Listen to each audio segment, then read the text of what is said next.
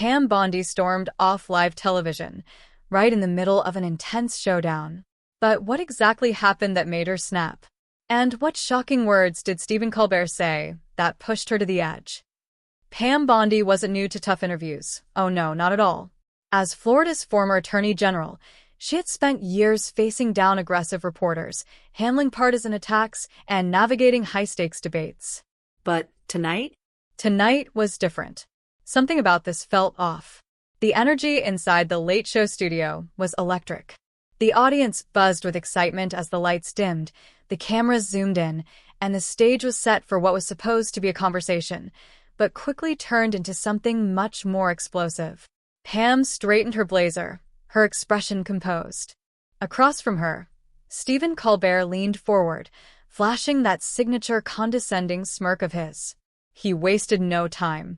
"Pam, let's talk about corruption." Pam raised an eyebrow, unfazed. "That's a broad topic, Stephen." Colbert chuckled, shaking his head dramatically, playing it up for the crowd. "Oh, don't play coy with me. You've spent years defending some of the most powerful political figures in the country. Don't you think the American people deserve better?" The audience oohed in unison. Pam, still composed, folded her hands neatly. "Stephen, I've always upheld the law, whether people agree with my positions or not. My record speaks for itself." Colbert scoffed. "Does it? Because a whole lot of people, and by a whole lot I mean pretty much everyone with a conscience, believe you've spent your career shielding the guilty rather than defending the law." A murmur rippled through the audience. The tension in the room thickened. Pam's jaw tightened slightly, but she held eye contact. "That's a loaded statement, Stephen," she said, voice firm. "If you have real evidence of wrongdoing, why don't you present it, rather than throwing around dramatic accusations?" Colbert's smirk widened. "Oh, Pam, I thought you'd never ask." Suddenly, the massive studio screens behind him flickered to life. Headline after headline flooded the screen. Articles, accusations, claims that she had protected corrupt officials. It was a carefully curated wall of negativity, meant to crush her credibility in front of millions. The audience gasped. Some chuckled under their breath. Others exchanged whispers. Pam's expression remained unreadable. But inside? Oh, inside, her blood was boiling. Colbert leaned back, feigning innocence. "Wow, look at that. Just a coincidence, I'm sure." Pam exhaled sharply.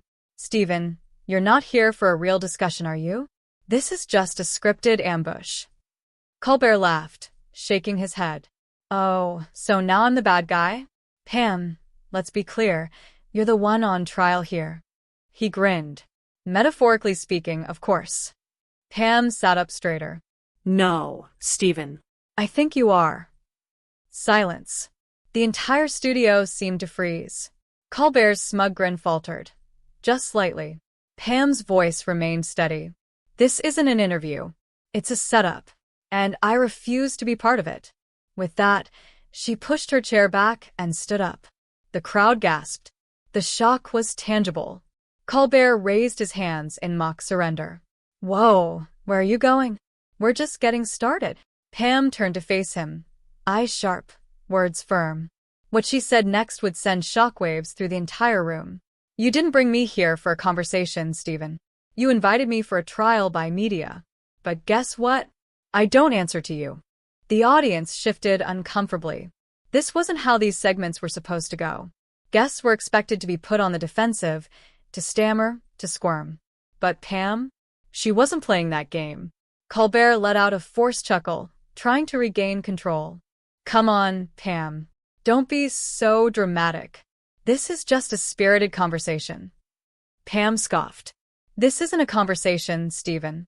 It's a smear campaign, and you know it." Another murmur from the crowd. Colbert was losing control, and he knew it. So he did what he always did. He turned to mockery.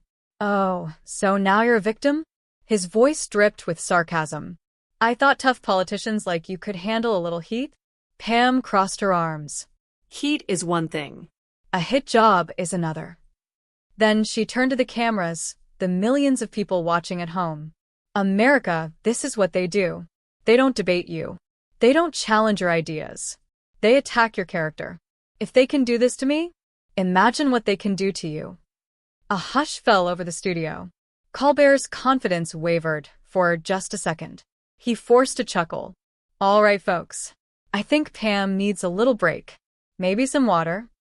Pam raised an eyebrow. Oh, so that's your way of telling me to sit down and take it? Colbert smirked.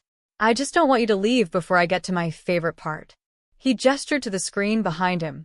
Suddenly, bam, a new headline appeared. This one was different. This one changed everything. Pam's eyes narrowed. The word sent a chill through the audience. Breaking. Secret files revealed. FBI investigating Pam Bondi. The entire crowd gasped. Colbert leaned forward, relishing the moment. Care to explain this one, Pam? The cameras zoomed in on her face. Pam stared him down. Her heart pounded, but her expression remained unreadable. She had two choices. Fight back? Walk away? She made her decision.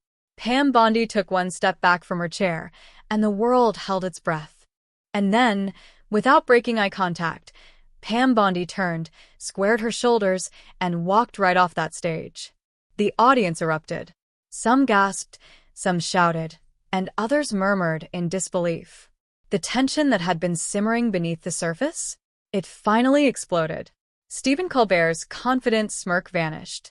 Whoa, wait. Pam. Don't you want to clear this up? He called after her. But Pam didn't stop. She didn't look back. She didn't know him, or anyone in that room, a single word, because she already knew the truth. And, more importantly, she knew exactly who had leaked that story. This wasn't just a hit piece. This was a warning. And the real fight? It was just getting started. Pam's heels clicked sharply against the polished floors of the Late Show's backstage corridors. The muffled chaos from the live audience still echoed behind her, but she had bigger problems now. Bigger than Colbert. Bigger than the cameras.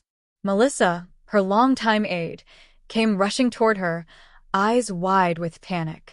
Pam, what just happened in there? Pam didn't slow down. They set me up, she said, her voice edged with steel. And they just made their biggest mistake. Melissa struggled to keep up. The FBI thing, was that real? Are they actually investigating you? Pam's expression darkened. No. That was a manufactured leak. Melissa paled. Then, who did it? Pam finally slowed, glancing around cautiously. Lowering her voice, she said, Stephen Colbert doesn't have that kind of power. He's just the mouthpiece. Melissa swallowed hard. Then who is pulling the strings? Pam exhaled sharply. That's what we're about to find out. And then her phone buzzed. Unknown number. She hesitated, then answered. Pam Bondi. A voice, low, distorted, and chillingly calm, slithered through the speaker. You should have stayed in your seat, Pam. Pam froze. That voice. It wasn't Colbert. Someone else was watching. Someone bigger. You think this is about a talk show? The voice continued, almost amused. You have no idea what you just walked into. Pam's knuckles turned white around her phone. Melissa saw the color drain from Pam's face. Who is it? She whispered. Pam didn't answer. She tightened her grip, her pulse thudding in her ears. What do you want? She demanded. The voice on the other end chuckled, a dark, calculated sound. It's not about what I want, Miss Bondi. It's about what happens next. A pause.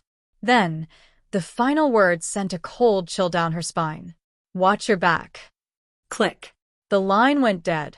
Pam slowly lowered the phone, her mind racing. Melissa grabbed her arm. Pam, who was that? Pam didn't respond. She glanced at the screen, heart still pounding. Whoever it was, they weren't bluffing. They had just declared war. And Pam Bondi? She was ready to fight back. She stood in the dimly lit hallway of the Late Show studio, gripping her phone like a weapon. The words from that caller repeated in her mind like an eerie echo.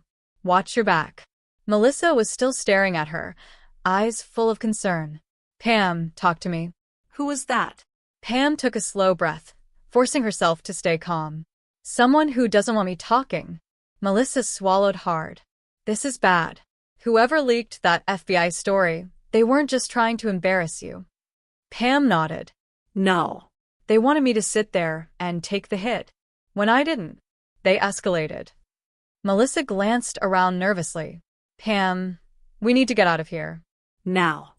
Pam adjusted her blazer, squared her shoulders, and strode toward the exit. But just as they reached the door, a wave of reporters came rushing toward them. Miss Bondi, any comment on the FBI investigation? Are the allegations true? Why did you storm off the show? Pam's jaw tightened. They were waiting for her, just like they planned. Melissa quickly stepped in front of her. No comment, she barked, trying to push past them. But Pam? She had other plans. She turned, faced the cameras, and with a sharp, controlled voice, she spoke. The American people should ask themselves something. The room fell silent. The reporters leaned in, microphones raised. Pam's eyes narrowed. Why did this breaking news magically appear? The second I pushed back on live television. A murmur rippled through the press. Some hesitated. Others glanced at each other. Because she was right. And now, they had a much bigger story on their hands.